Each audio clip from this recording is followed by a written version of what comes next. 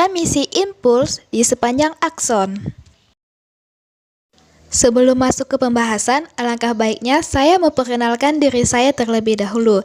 Saya Pipi Rahayu dari Pendidikan Fisika Universitas Tanjung Pura. Penghantaran impuls pada saraf dapat terjadi melalui dua cara, yaitu membran sel dan yang kedua yaitu sinapsis. Pada video kali ini, saya akan menjelaskan mengenai transmisi impuls pada saraf yang melalui membran sel. Anatomi sel saraf.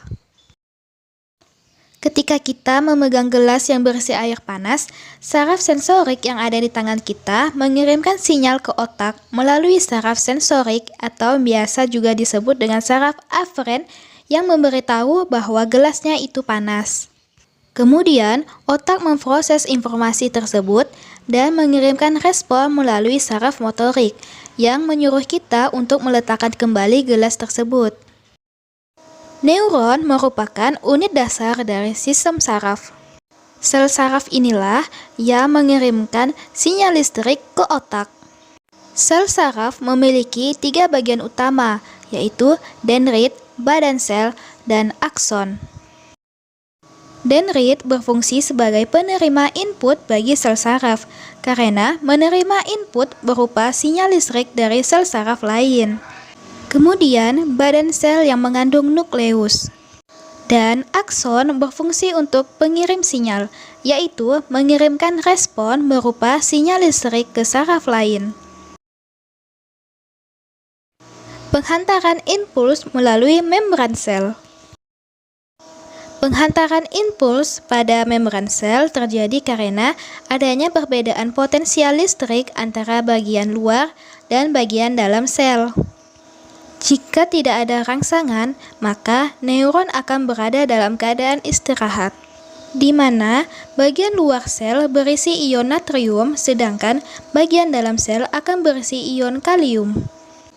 Sehingga membuat muatan listrik di luar membran akan bermuatan positif, sedangkan di dalam membran akan bermuatan negatif. Kondisi seperti inilah yang dinamakan dengan polarisasi. Ketika neuron menerima rangsangan, maka saluran ion natrium akan terbuka, sehingga ion-ion natrium akan menembus membran sel. Hal ini dapat menyebabkan perubahan potensial listrik di dalam membran. Potensial listrik depolarisasi akan berjalan menuruni dendrit dan melewati badan sel. Beberapa potensial listrik akan bergabung di bukit akson dalam proses yang disebut dengan penjumlahan. Jika dipolarisasi cukup besar, maka potensial aksi yang dipicu oleh potensial aksi semua atau tidak ada impuls listrik yang mempertahankan amplitudo dan kedudukannya di sepanjang akson. Potensial aksi berjalan ke bawah akson ketika depolarisasi suatu area membran menyebabkan saluran ion terbuka dan masuknya ion natrium menghasilkan membran dipolarisasi di sepanjang membran.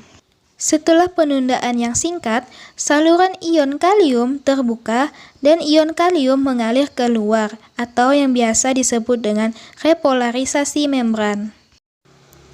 Perbedaan muatan yang dialami polarisasi dan dipolarisasi akan menimbulkan arus listrik. Dengan demikian, impuls saraf akan terhantar di sepanjang akson. Begitulah mekanisme transmisi impuls di sepanjang akson. Sekian apa yang telah saya sampaikan. Saya ucapkan terima kasih dan semoga video ini dapat membantu semuanya.